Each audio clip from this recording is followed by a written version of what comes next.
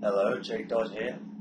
Just want to give some more progress and a few tips, I suppose, on a few things that I'm doing on the project. As you probably know, it's about growth of insects and such, so obviously the parts have to grow. So what I'm doing here is, on my extrusions, I have a cylinder here, and I'm just hiding all the values on the extrusion that I'm not going to be editing. So the only pieces that I'll be editing are the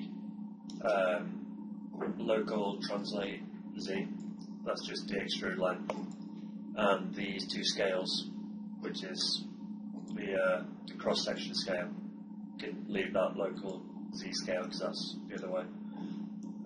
What I'll do is selecting all the ones that I'm not going to use, and then coming in here, go and hide selected, and that's just in the inputs of my object.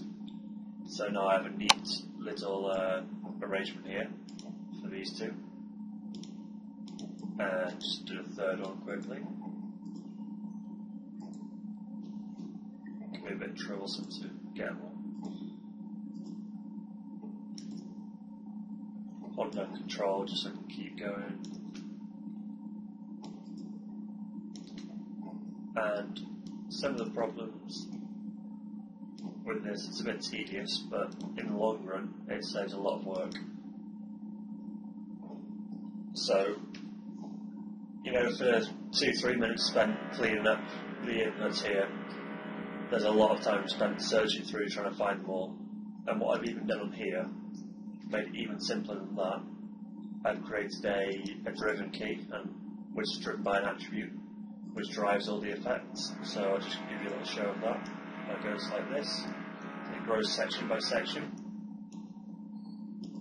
And that's the antenna for the woodlouse. I'm just working on the eye at the moment. You can see that. It's quite a cool effect. So we have the eye here. I'll leave these for now. I'll rename them later on at the same time. So what we have here, I just created this growth attribute by going to edit, add attribute, type in the name growth, set it to float so I can get decimals, and have minimum 0 and maximum 1. So I can just show you that quickly if you like, by edit and delete attribute. So I did it by add attribute, it's called growth. This on the eyeball object, minimum 0, maximum 1, default 0, and just hit OK. You can see we have that there now. And now what we can do is set this growth to 1, because we have all our extrudes how we want them. So we can right click on it, not right click, sorry, make sure it's selected, go edit, set driven key, and we can load it as the driver, and make sure the growth is selected. So if the eye left, growth is the driving factor. And then for here, we select the poly extrude, and we go load driver, load driven. So the driver is still the growth, and the poly extrude, these ones here, the ones that we singled out before, they're the ones that are going to be driven. And they're up there, they're full extrude at the moment, so that's fine. All we have to do is hit key. And I'm going to do that for that, which was the top one, wasn't it? So we have them there. And what we do is set the local translate Z back down to 0, find the growth value of 0.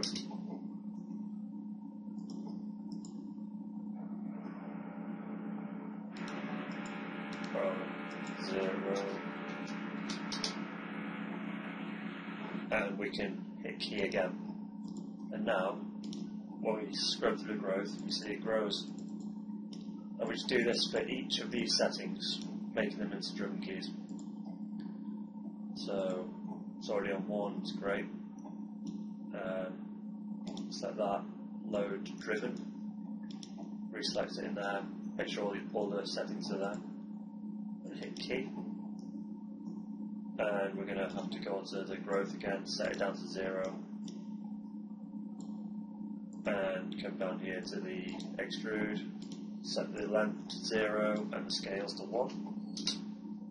So here's the default there, if it's on 0, hit key.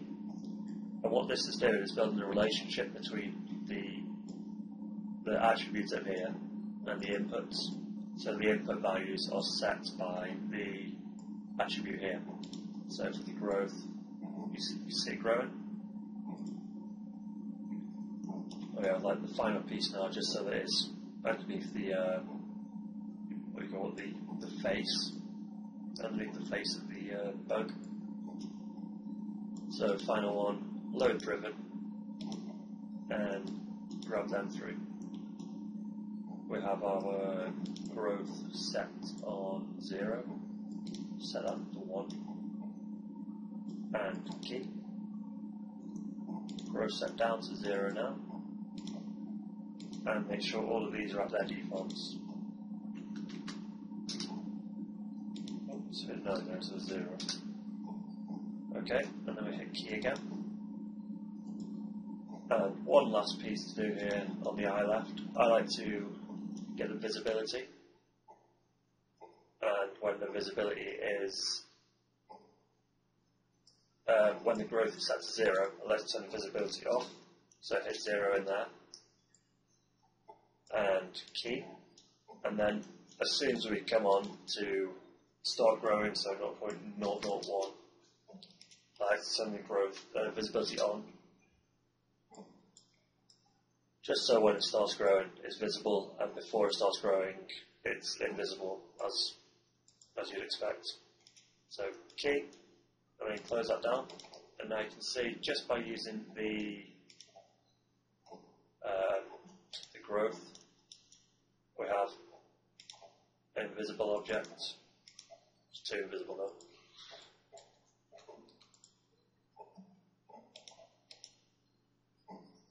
Use my outliner so I can grab it. Eye left, okay. So the growth is down to 0, and then as we come through, it grows into its eye shape. If you're curious about how the bug's looking at the moment, it's looking more wood lousy, I think anyway. Just need to copy this over.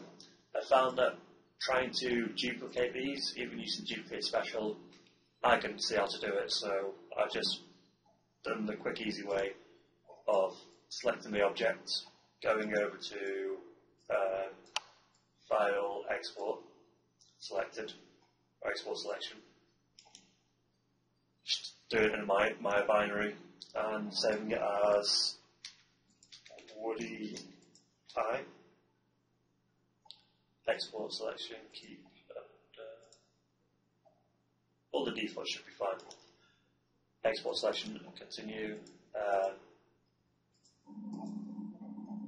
And then basically all I've done is re-import it into the scene. Woody Eye, where are you? Woody Eye, there we go.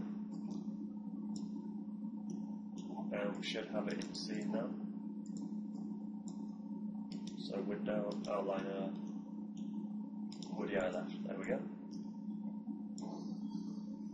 And then it's just a case of moving it over, translating, scaling it in the minus X it would be, so -1.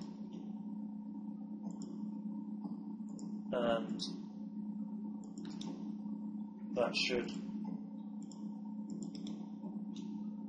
yep, that's the right way now. And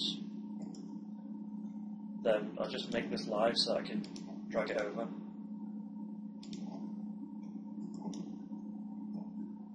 And it's about there, isn't it? And then this still works. And then this. So they both work. It saves a lot of time trying to set up what you do otherwise, because it'll be a lot of hand animating and keying a lot of values instead of just one. So for instance, I've done the same here with the flex on the antenna, so that it's just a bend modifier that's linked to it. but it's all within the attribute, so it's easily accessible.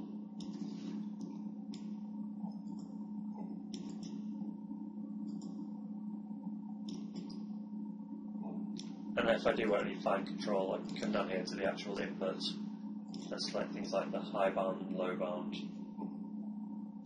and say I wanted to have a kink in it, let's say. So I can do that, which I think is pretty cool. Set it back into 2.5 default. Check it as 2.5.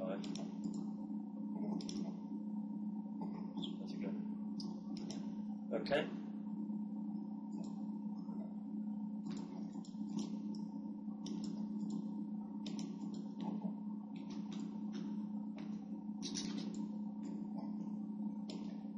Right, so that's basically how I've been creating my attributes and tidying up the scene a bit. Just turn that flex down to 0.3, and same on here, just for symmetry's sake.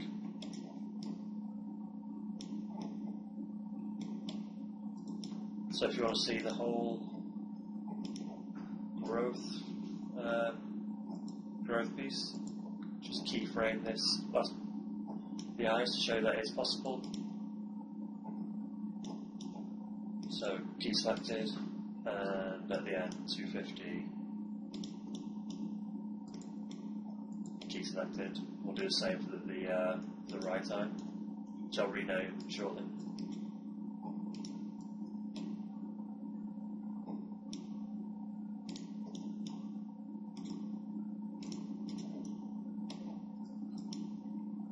Okay, so here we have it. And the spines grow out, and the antennae and the eyes. I've got it set to oscillate at the moment, so it's going to shrink back, which is a bit weird, but all in all, that's a good effect.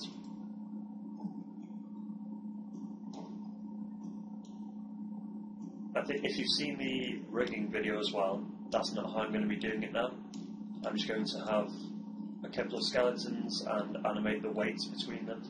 So instead of having a morphing skeleton, just have two different skeletons affecting one mesh, and morph between which skeleton's affecting it at which point. But that's for another video. Okay, thanks for watching. Bye bye.